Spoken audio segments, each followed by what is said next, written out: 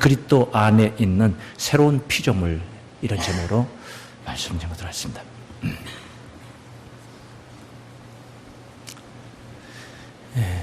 새 옷이 좋고 새 집이 좋습니다. 가전제품도 신제품이 값이 훨씬 더 비쌉니다. 자동차도 신형 자동차를 사람들이 돈이 많이 드는데도 이렇게 차를 바꾸는 것은 다 이유가 있는 것입니다. 이 새 것이 다 좋지만은 무조건 새 것을 추구하는 것은 아닙니다. 현존하고 있는 모습, 그 구형이 마땅치 않을 때에 새 것을 생각하게 되는 것입니다. 그리고 새로운 세상, 새 창조의 역사도 현존하는 세상이 마땅하지 않을 때에 새 창조를 생각하게 되는 것입니다. 현존하고 있는 집터에다가 만약에 새 집을 짓는다면 불편사항이 한두 가지가 아닙니다. 불편하다고 해서 그걸 해결하지 않고 새 집을 지을 수 있는 게 아닙니다. 아무리 불편해도 헌 집을 부시는 불편함이 있습니다. 부셔야 됩니다. 새 집을 짓기 위해서. 부수는 그런 경비가 듭니다. 그리고 그것을 널브러지게 그냥 다 방치해두고 그 자리에다가 집을 지을 수 있는 것도 또 아닙니다. 그걸 치우는 경비가 또 들어야 됩니다. 그러니 복잡하고 어려우니까 웬만하면 헌 집에서 살면 되는데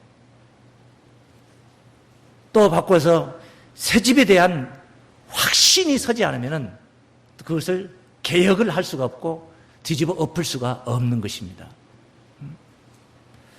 확신이 있어야 가능하다. 신앙적인 그 신앙심도 무신론자들, 아무것도 아예 안 믿는 사람들을 전도해서 가르쳐서 이해를 시키고 감동을 주어서 기독교인으로 이렇게 세우기가 쉽지, 무슨 다른 타 종교에 심취하고 있는 사람을 개종을 시켜서 기독교인, 그리스도인을 만들기는 결코 쉽지 않습니다. 왜냐? 그 속에 이미 자리 잡고 있는 기존이 있기 때문에 그렇습니다. 그 기존이 부서져야 되고 기존을 포기해야 되기 때문에 그게 쉽지 않다는 거예요. 아예 아무것도 없는 사람은 그냥 가져다 넣기만 하면 되는 겁니다. 그냥 무식한 상태에 있을 때 그냥 지식적인 것을 가져다 심어서 지식을 세우면 되는 건데, 어중간한 지식이 들어있는 사람은 그 지식 맞지 않는, 진리 아닌 그런 지식을 가지고 있으면 거기 위에다가 참 진리를 세울 수가 없습니다. 가지고 있는 그 지식을 포기케 해야만이 진정한 진리가 들어가서 자리매김을 할 수가 있기 때문인 것입니다. 그래서 새 사람이 된다, 이것도 쉬운 게 아니라, 새 사람이 된다. 그냥 태어나서 어린 아가가 처음부터 새 사람이 되어가면은 그건 쉽습니다. 그렇게 길들여지면 되는 거기 때문에. 그런데 십수년 동안, 그리고 수십 년 동안 길들여져서 잘못된 것으로 길들여진 사람을 바꾸어서 의식을 바꾸고 습관을 바꾸고 버릇을 바꾸고 모든 행동을 다 바꾸어서 세운다는 것은 여러 가지 불편함이 있다는 겁니다. 어려움이 있다는 거예요. 해결사항이 있다는 거예요. 물론 당연히 기존을 포기시켜야 된다는 거예요. 포기케 해야만이 새 사람을 만들 수가 있다. 그래서 새로움이 출범한다는 것은 단순하지 않고 그 과정이 상당히 혼란하다는 것입니다. 혼란하다. 내가 가지고 있는 의식이 다른 의식이 들어와서 새 주인이 되려면은 이 의식을 깨는 단계가 있어요. 깨는 의식이 깨져야 됩니다. 깨질 때는 혼돈이 옵니다. 복잡해집니다. 혼돈이. 그리고 그 혼돈이 오고 나면 이것을 다 포기를 해야 되는데, 이 포기를 해서 다 버리게 되면 너무나 또 공허하게 됩니다. 허망하지 않습니까? 내가 수십 년 동안 갈고 닦아왔던 거 이거 뭐냐 하는 겁니다. 너무 아깝고 억울하지 않습니까? 공허한 상태예요. 허망한 상태예요. 그러나 그런 상태가 와야지, 그렇게 포기가 되고 공허한 상태가 와야만이 그 위에 의도하는 집을 지을 수가 있고 의도하는 사람을 만들 수가 있고, 할렐루야. 하나님의 창조의 역사가 이와 같았던 줄로 믿습니다. 태초에 하나님이 천지를 창조하셨습니다. 어땠습니까? 땅이 어땠습니까? 땅이 혼돈하고, 혼돈이 먼저였습니다. 그리고 공허하며 흑암이 깊음이 하나님의 신은 수면에 운행하시나, 이 창조의 과정도 이와 같았던 것입니다. 기독교, 유대교에서 기독교가 태동을 합니다. 나사렛 예수라는 한 청년이 일어났습니다. 유대교가 없는데 기독교가 나타난 게 아니라 유대교 속에서 같은 하나님을 믿는 기독교가 등장을 하는 거예요. 어땠습니까? 단순했습니까? 아니죠. 청년 예수는 십자가의 길을 가야 했습니다. 그리고 그를 따랐던 많은 제자들은 순교의 길을 가야 했던 것입니다. 이와 같이 혼란스럽고 복잡하고 어려움이 많다는 것입니다. 아무리 좋은 법도 출범 과정은 그와 같은 것이다. 기독교가 뭐 부족한 점이 있기 때문에 순교를 당해야 했고, 뭐 부족함이 있기 때문에 십자가의 길을 가야 했던 거 아니에요. 그게 참 진리지만은 그 길은 그렇게 혼란스럽고 어려움을 겪어야 된다는 거예요.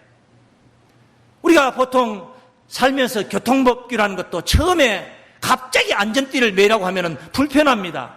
답답합니다. 밥 먹고 식사를 하고 바로 안전띠를 매고 운전하면 소화도 안 됩니다. 가슴도 누르지 배도 누르지 소화가 안 됩니다. 있던 허리띠도 풀고 가야지 좀 푹 내려갈 것 같은데 말이에요. 쭈그리고 앉았으니 말이에요. 혼란스럽죠. 그냥 건너가면 차도 안 다니는데 푹 건너가면 되는데 꼭 횡단보도로 저 밑에까지 내려가서 건너가야 된다는 거예요. 복잡하고 어렵고 귀찮습니다. 불편합니다. 그러나 그것은 결국은 안전을 이루게 하고 운전자나 보행자나 다 모두가 다 공이 다 안전하게 해주는, 그래서 보호를 받게 되는 줄로 믿습니다. 성경이 말하는 새 사람이 되는 길, 성경이 원하는 새 사람이 되는 과정은 어렵지만은 만약에 되면은 삶의 편리를 도모하는 것은 물론이고, 그건 당연히 그럼 하나님의 축복을 받는데 구원을 이루는 영생복 나가는 구원에 이르기까지의 축복을 누리게 되는 것입니다. 그러므로 성경이 원하는 그 새 사람이 되어야 되는 것, 오늘 믿음의 성도들의 지상 최대 목표인 줄로 믿습니다. 성경이 원하는 새 사람이 되시기를 주의 이름으로 축원합니다. 자, 그러면 구원받는 새 사람은 어디서 이루어지느냐? 딱 정해져 있습니다. 한 군데입니다. 여기서도 가능하고 저기서도 가능하고 아닙니다. 오직 그리스도 안에서만이 가능합니다. 예수 안에서만이 가능하다는 겁니다. 구원받을 수 있는 새 사람 말입니다. 구원받는 새 사람. 예수 안에서. 오늘 본문의 마지막 절에 보면 이런 말씀이 있습니다. 그런즉 누구든지 누구를 막론하고 말해요. 예가 없습니다. 그리스도 안에 있으면, 예수 안에 있으면, 그리스도 안에 있으면 새로운 피조물이라. 할렐루야. 기존에 만들어진 물건이 구원을 받을 수 있는 물건이라면 새로운 피조물로 그렇게 번거롭고 귀찮고 어렵고 혼란스럽고 그렇게 그런 과정을 거칠 필요가 없어요. 그런데 기존에 만들어진 현존하고 있는 나라는 존재가, 이 상태가 구원받을 수 없는 상태이기 때문에 부득불 우리는 예수 안에 들어가서 새로운 피조물이 돼야 되는 거예요. 그래서 예수 안에 있으면은, 그리스도 예수 안에 있으면 새로운 피조물이라. 이전 것은 지나갔으니 보라 딸에 보라 새 것이 되었도다. 예수 안에서는 새 것이 된다는 것입니다. 그 안에서 무엇이 어떻게 새 것이 된다는 것입니다. 못생긴 사람이 미인이 된다는 것입니까? 못생긴 남자가 미남이 된다는 거예요? 잘생긴 남자가 된다는 거예요? 가난하고 헐벗은 사람들이 예수 안에 들어가면 부자가 된다는 것입니까? 맨날 정치에 입문해서 유권자의 표를 받아봤는데 한 번, 두 번, 세 번, 네 번 떨어진 사람이 교회 안에, 예수 안에 들어가니까 당장에 그냥 합격을 해가지고 당선이 되더니까? 아닙니다. 그 안에서 우리가 새로운 피조물을 우리가 소망하는 것은 거기 새로운 피조물, 바로 구원받을 수 있는 피조물을 바로 소망하는 줄로 믿습니다. 그래서 이 안에서 새로운 피조물은 육체적인 어떤 변화를 이야기하는 게 아닙니다. 육체의 얼굴빛이 변할 수는 있습니다. 왜? 슬픔이 가득했던 사람이 소망 중에 기뻐하기 때문에 얼굴이 밝아질 수가 있습니다. 삶의 의욕을 잃었던 사람, 그래서 게을러져 버리고 일을 포기해버리고 주저앉아만 있던 사람이 산 소망을 얻다 보니까 힘이 불끈불끈 나서 그래서 벌떡 일어났습니다. 그리고 성실하게 살기 시작합니다. 이런 변화 있을 수 있습니다. 당연히 있을 수 있습니다. 그러나 그 모든 것들이 다 그 안에서 새로운 피조물이 됨으로 말미암아 하나님으로부터 구원을 받는다는 확신이 섰을 때 가능한 얘기입니다. 확신이 섰을 때. 그래서 영적인 변화지 육적인 변화를 가리킨 것이 아니라는 거예요. 예수 안에 들어갔더니 갑자기 눈이 커졌다. 예수 안에 가면 눈이 커지는 게 아니라 수술하는 데 가야지 눈이 커지, 병원에 가야지. 이 바로 앞에 본문 5장 16절 말씀 보십시오. 그러므로 우리가 이제부터는 아무 사람도 육체대로 알지 아니하노라. 육체를 가지고 판단하는 게 아니라 새로운 피조물이라는 것도 안에 속사람이 바뀐다 이 말이에요. 속사람이 바뀌니까 겉사람은 표시가 안 나요.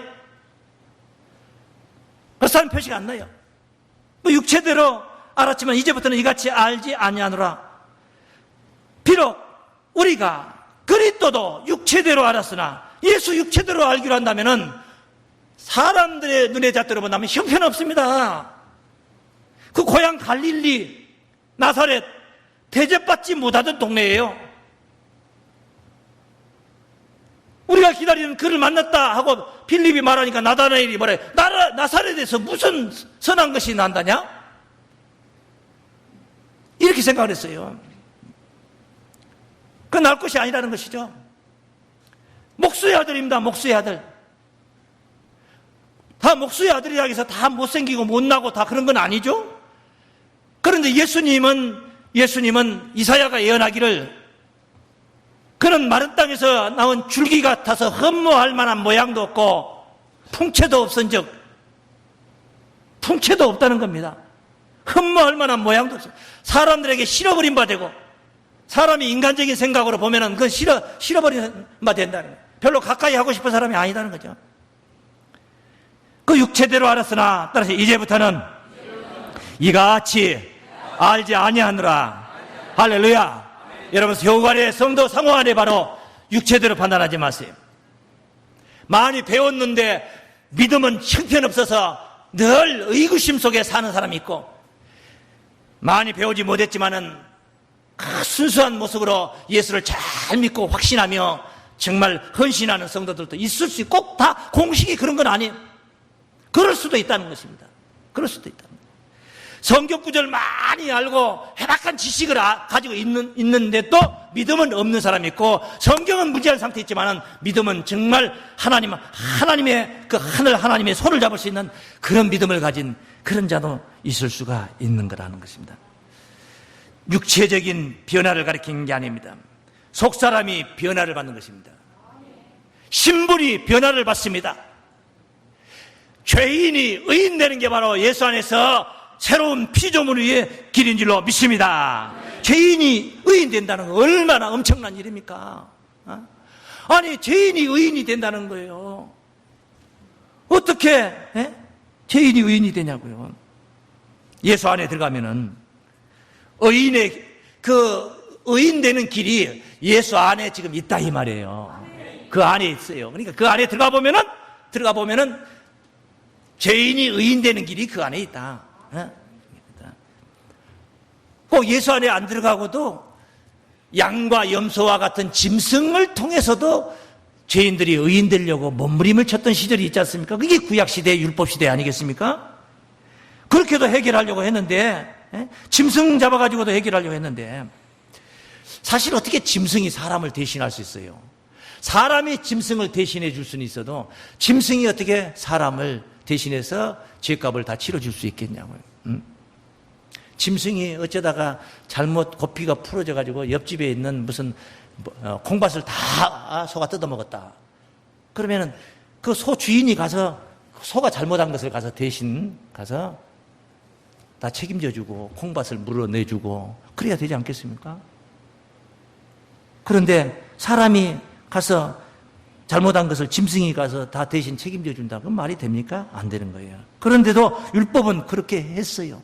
법으로 그렇게 명시했어요. 왜 그랬을까요? 그것은 하나의 그림자입니다. 설계도라는 거, 설계도와 같은 것이다. 설계도와 같은 것이다. 그래서 히브리서 10장 1절에 율법은 장차오는 좋은 일의 그림자요. 참 형상이 아니므로. 그렇기 때문에, 그림자 있기 때문에 해마다 늘 드리는 바, 해마다 늘 드려. 짐승을 잡아가지고 와서 제 문제를 해결하려고 하나님 앞에 제사를 드렸어요. 늘 드려, 해마다. 그런 같은 제사로는, 맨날 같은 제사예요. 그런 제사로는 나오는 자들을, 하나님 앞에 나오는 자들을, 짐승 어깨 메고 제사 드려 나옵니다. 그런 자들을 언제든지 온전케 할 수 없느니라. 짐승 잡아가지고는 안 된다. 온전케 할 수 없느니라. 그렇지 아니하면, 온전케 할 수 있었더라면 말이에요, 만약. 그렇지 아니하면, 온전케 할 수 있었다면, 섬기는 자들이 단번에 정결케 되어 다시 죄를 깨닫는 일이 없으리니, 어찌 드리는 일을 그치지 아니하였으리요. 그래서 작년에 염소새끼 한 마리 가지고 와서 제사 드렸더니 제 문제가 다 해결됐다. 다 말끔 해결됐다. 그럼 올해는 가지고 갈 필요가 없잖아요. 다 해결됐잖아요. 그런데 해마다 계속 드려야 되는 거예요. 드려야 된단 말이에요. 그러나 이 제사는 해마다 죄를 생각하게 하는 것이 있나니, 해마다 죄를 뭐하게 하는 거예요? 해마다 죄를 생각하게 하는 거예요. 가서 깨닫고 오는 겁니다. 죄를 깨닫고 오는 겁니다. 죄가 해결되는 게 아니에요. 율법은 죄를 씻어주는 게 아니고 율법은 죄를 깨닫게 해주는 거라고 그래서 깨닫게 해주는 거예요. 이게 로마서 3장 20절 말씀입니다. 19절 20절 말씀에 죄를 깨닫게 해줍니다. 그러나 이 제사들은 해마다 죄를 생각하게 하는 것이 있나니 이는 황소와 염소의 피가 능히 죄를 없이 하지 못함이라 그래요. 어디 황소 피가 염소 피가 내 죄를 없이 해줄 수 있겠냐고요. 그건 못하는 거예요. 안 되는 거예요. 안 되는 거예요. 그건 하나, 율법은 장차 오는 좋은 일의 그림자라는 거예요. 그 황소나 염소로 피를 가지고 제 문제를 해결하려 했던 그것은 좋은 일에 장차 온다는 거예요. 어떤 일이 좋은 일이 온다는 거죠. 그거 일의 그림자다. 그 제사법이 짐승 잡아 제사 드렸던 것이 그림자고, 좋은 일은, 그것을 빗대어서 나타나는 좋은 일은 바로 그리스도께서 십자가를 들고 우리 곁에 오신 줄로 믿습니다. 그 좋은 일에 진짜 죄를 해결해주는 그런 제사법이 있다 이 말이죠. 그것을 히브리서 그 밑에 10장에서 증거합니다. 11절을 보시죠. 11절. 제사장마다 매일 서서 섬기며 자주 같은 제사를 드리되 이 제사는 언제든지 죄를 없게 하지 못하거니와, 백날 해도 안 된다니까. 만날 해도 안 되는 거예요. 오직 그리스도는 죄를 위하여 한 영원한 제사를 드리시고, 한 영원한 제사를 하나님 우편에 앉으사 그 후에 자기 원수들로 자기 발등상이 되게 하실 때까지 기다리시나니, 제가 한 제물로 거룩하게 된 자들은, 한 제물로 십자가에 한 번 희생하시고 그렇게 해서 거룩하게 된 자들을 따르시며 영원히 온전케 하셨느니라. 할렐루야. 바로 죄 없는 하나님의 아들이, 짐승이 아니라 염소나 황소, 양이 아니라 죄 없는 하나님의 아들이 십자가에 단번에 우리의 죄 문제를 해결하신 줄로 믿습니다. 그래서 예수님이 우리 죄를 담당하셨다 이 말이에요. 대신 짊어지셨다 이 말이에요. 십자가를 지셨다 이 말은 예수님이 내 죄를 대신 짊어지고 내가 이렇게 십자가에 고개 들고 죽어야 될 흉악한 범법자가 되어서 죽어야 될 것을 예수님이 대신 짊어지셨다. 내가 죄가 억만금의 죄를 졌는데 예수님이 오셔서 다 갚아주셨다. 죄를 갚아주셨다. 그래서 이제 빚쟁이 아닌 자가 됐다. 주홍같이 붉은 죄를 가졌던 내가 예수님의 십자가로 인하여서 신눈같이 맑게 되었다. 할렐루야. 예수님이 담당하셨다는 겁니다. 예수의 죽음은 사람마다 누구나 다 한 번 죽는 것은 정한 이치예요. 다 죽지만은, 다 죽어가지만은, 예수님은 그와 같은 인간들이 가는 한 번 죽는 것은 정한 이치라, 그런 인간들이 갈 수밖에 없기 때문에 가는 죽음으로 간 게 아니라 그는 죄값을 치를 이유가 없고 죄의 싹신 사망을 당할 이유가 없었던 하나님의 아들이었지만은 우리 죄를 담당하시기 위하여 죽음의 길을 가신 줄로 믿습니다. 그래서 히브리서 9장 28절에 그 말씀을 하는 겁니다. 이와 같이 그리스도도 많은 사람의 죄를 담당하시려고, 이와 같지만은 그 27절에 사람이 한 번 죽는 것 생각이 있다는 얘기를 한 거예요. 그 후에는 반드시 심판이 있다는 것이죠. 그래요. 이와 같이 그리스도도 많은 사람의 죄를 담당하시려고 단번에 들이신 바 되셨고, 예수의 십자가의 죽음은 많은 사람의 죄를 담당하심이었던 줄로 믿습니다. 단번에 들이신 바 되셨고, 십자가 2000년 전에 단번에 들이신 바 되셨고 이미 완료된 거예요. 그거는 되셨고, 그리고 나서 그러면 우리의 죄를 담당해 주셨으니까 우리는 이제 죄가 없는 자가 됐다. 그러면 죄가 없는 자로, 이제 무죄한 자로, 의롭다함을 얻은 자로 간다면은 당연히 구원을 받아야 되죠. 할렐루야? 구원 받아야 돼요. 그런데 예수님 십자가 졌다 해서 바로 구원이 됩니까? 안 돼. 예수 십자가 그 현장에 있었던 자들도 바로 구원이 안 됐어요. 주께서 말씀하시기를 여기 섰는 사람들 중에 인자가 죽기 전에 하늘 왕권을 가지고 아버지의 영광으로 오는 것을 볼 자들도 있느니라 했는데 그 말을 직접 들었던 자들도 구원이 안 이루어졌어요. 구원이 안 됐어요. 천하게 믿음 좋았던 순교자들도 구원이 안 이루어졌어요. 어제까지도 구원이 안 이루어졌어요. 오늘 이 순간까지도 구원이 안 이루어졌어요. 어떻게 이루어지냐? 죄 문제 다 해결됐는데 왜 구원이 안 이루어져요? 그분이 오셔야 됩니다. 구원자 그분이 오셔야 돼요. 그런데 어떤 자에게 오시느냐? 죄 문제 해결된 자들에게 오시는 거예요. 2000년 전 아기 예수 오셔서 십자가의 길을 가신 것은 죄인을 부르러 오셨지만은 다시 오시는 영광의 주님은, 왕권을 가지고 아버지의 영광으로 오실 주님은 죄인을 부르러 오시는 게 아니라 2000년 전에 당신의 희생으로 인하여서 죄사함을 받은 자들, 죄 문제가 해결된 자들, 의롭다함을 얻은 자들, 이런 자들을 만나러, 이런 자들을 구원하기 위하여 오시는 줄로 믿습니다. 그러니까 죄와고는 상관이 없는 자들에게 오는 거예요. 아직도 죄 문제를 해결 못해서 죄 타령을 하고 계속 죄 문제를 붙들고 죄 타령만 하고 있는 그런 자들에게 주님이 오시는 게 아니에요. 죄 문제가 해결된 자들에게 오시는 겁니다. 만약에 죄 타령하고 지금도 죄 문제 때문에 몸부림을 치고 있는 자들에 예수님이 그런 자에게 가면 또 십자가 한 번 더 져야 되는 거예요. 백날 그렇게 해봐야 죄 문제 해결 안 되니까 오직 예수님의 십자가의 이 사랑만이 죄 문제를 해결할 수가 있기 때문에 믿습니까? 그래서 여기 구원에 이르게 하기 위하여, 무엇에 이르게 하기 위하여? 구원에 이르게 하기 위하여 죄와 상관없이 자기를 바라는 자들에게, 죄와 상관없이 자기를 바라는 자들에게, 따라하십니다. 두 번째, 나타나시리라. 두 번째는 건 뭡니까? 재림하신다 이 말이에요. 재림. 재차 오신다 이 말이에요. 재차 오시는 주님은 뭐하러 오시나? 구원에 이르게 하기 위하여. 누구에게? 죄와 상관없이 자기를 기라는 자들에게, 죄에서는 완전히 해방된 자들에게 오신다 이 말이에요. 어떻게 해서 해방이 됐느냐? 어떻게 해방이 되느냐? 그분이 담당해 주셨다는 겁니다. 그러니까 그를 말하는 것이죠. 그를 말하는 거예요. 그러므로 우리가 우리 행위로 우리의 잘나서 빼어나서 우리가 무슨 헌신을 많이 하고 행동거지가 올바르고 의롭게 많이 살았기 때문에 오히려 의롭다함을 받는 게 아니에요. 하나님의 법 아래서 의롭다함을 얻을 육체는 아무도 없다고 그랬어요.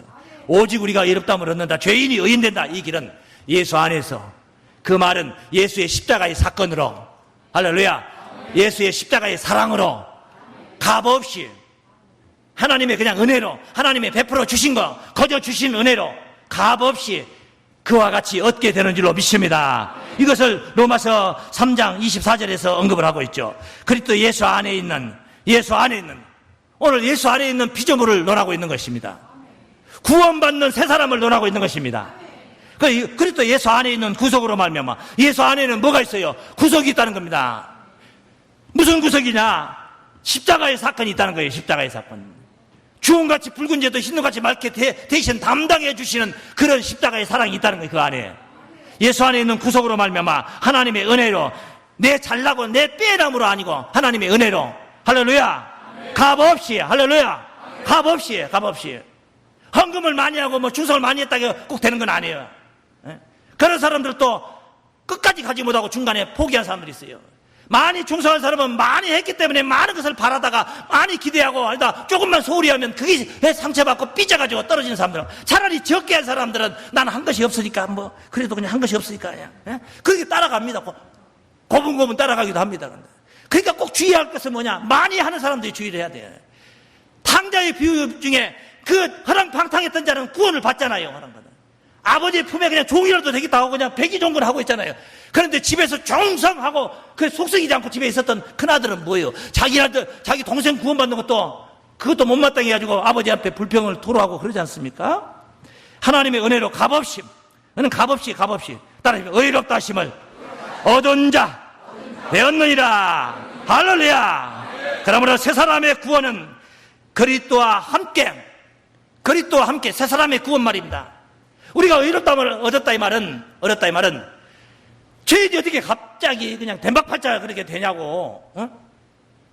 새 사람의 구원은, 따라하세요. 새 사람의 구원은 그리스도와 함께 죽어진 자가 누리는 새 생명의 삶이다. 새 생명의 삶이다.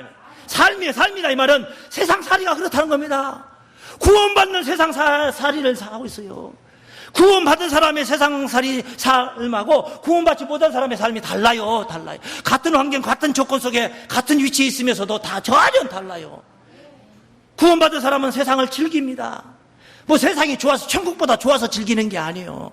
소망이 있기 때문에 소망 가운데 그런 새 생명의 삶이라는 겁니다. 그것은 예수와 함께 죽어져야만이 가능하다. 이게 뭐 언제는 또 산다 해놓고 또 죽어야 되느냐. 못된 것은 죽고 좋은 것으로 사는 거예요. 다시 말하면 헌집 부시고 새집 짓는 거예요. 할렐루야.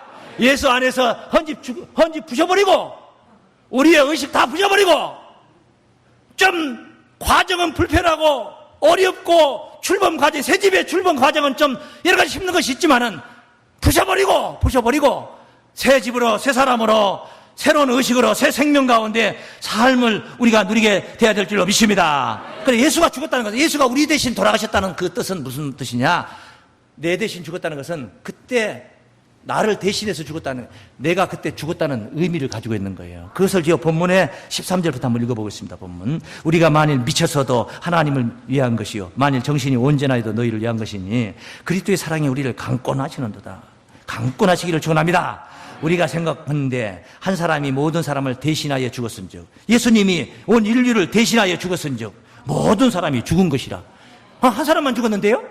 그렇지, 한 사람만 죽었지. 그런데 그 모든 사람을 대신해서 죽었기 때문에 그 모든 사람이 다 한 사람 죽을 때 같이 죽은 이치와 같다 그 말이에요. 그런 뜻이에요. 그런 뜻이에요. 제가 모든 사람을 대신하여 죽으시면 산 자들로 하여금 다시는 저희 자신을 위하여 살지 않고 오직 저희를 대신하여 죽었다가 다시 사신 자를 위하여 살게 하려 함이라. 할렐루야. 그러니까 내 자신을, 나는 포기하는 겁니다. 내 자아는 완전 포기하는 겁니다. 그리고 예수 그분이 내 안에 오셔서 나의 주인이 되어서 나를 이끄는 그런 새 생명 가운데의 삶이 되는 거예요. 내 의식보다 우리 주님의 의식이 더 빼어나고 잘나고 지혜롭고 모든 게 다 월등하지 않겠습니까? 그렇지 않겠습니까? 여러분이 아무렴 예수님의 의식보다 더 잘나고 빼어나고 월등할 수 있겠습니까? 그럼 내가 포기하고 예수님이 오셔서 내 자리에 오셔서 에헴 하고 앉아 계셔서 나를, 내 존재를 이끌 수 있을 때에 내 팔자가 새 생명 가운데 새로운 삶으로 환하게 펴지게 될 것인 줄로 믿습니다. 그래서 새 사람이 된 후에는 기쁘고 행복하고 감격스럽고, 생각해봐요. 헌집 다 부셨는데 힘들었는데 이제 새 집 딱 지어가지고 입주를 했어요. 얼마나 좋아요. 얼마나 좋아요. 그런데 그걸 부시기까지는 세상의 일락도 포기하고 재리의 유혹도 포기하고 뭐 이런 거 저런 거 포기할 때는 상당히 어려웠죠. 힘들었죠. 그런데 새집 지어서 딱 들어와서 새 말씀으로 전신갑주를 딱 해놓고 보니까 죄인이 아니라 의인 됐다는 거예요. 하나님이 나를 이렇게 사랑하셨다는 겁니다. 자기의 독생자 예수까지도 희생해서 나를 이렇게 받아주셨다는 말, 희생시키고 나를 받았단 말이에요. 얼마나 하나님이 나를 사랑하고 계신단 말이에요. 염치는 없지만은 정말 내가 하나님 앞에 염치가 있어요, 없어요? 염치가 없지. 도저히 내가 의인 된다는 게 뭐 어디가 뭐 말이나 되는 소리예요? 또 가능해요? 불가능해요? 불가능하지. 그러지만 그런 염치도 없고 불가능하고 그런 마음의 갈등 그런 게 있지 않습니까? 그 믿음 부족이라, 믿음 부족. 예수 안에서 새 사람이 되는 것은 다름 아닌 의롭다함을 얻는 사건인 줄로 믿습니다. 예수 안에는 정죄함이 없다는 겁니다. 죄와 사망의 법이었던 율법을 예수께서 가져오신 이 복음의 생명의 성령의 법이 우리를 죄와 사망에서 해방을 하셨다는 겁니다. 로마서 8장 1절로 2절 말씀 보십시오. 그러므로 이제 그리스도 예수 안에 있는 자에게는 결코 정죄함이 없나니 이는 그리스도 예수 안에 있는 생명의 성령의 법이 죄와 사망의 법에서 너를 해방하였습니다. 죄와 사망의 법 아래 있는 자들이 아니라 예수 안에 있는 생명의 성령의 법 아래서 죄에서 해방받고 예수 안에 있는 새로운 피조물들로 영생복 나가실 주의 이름으로 축원합니다. 거룩하신 하나님 아버지 감사합니다. 오늘도 귀한 날 허락하신 약속의 말씀 안에서 하나님의 새 사람의 길을 살펴봤습니다.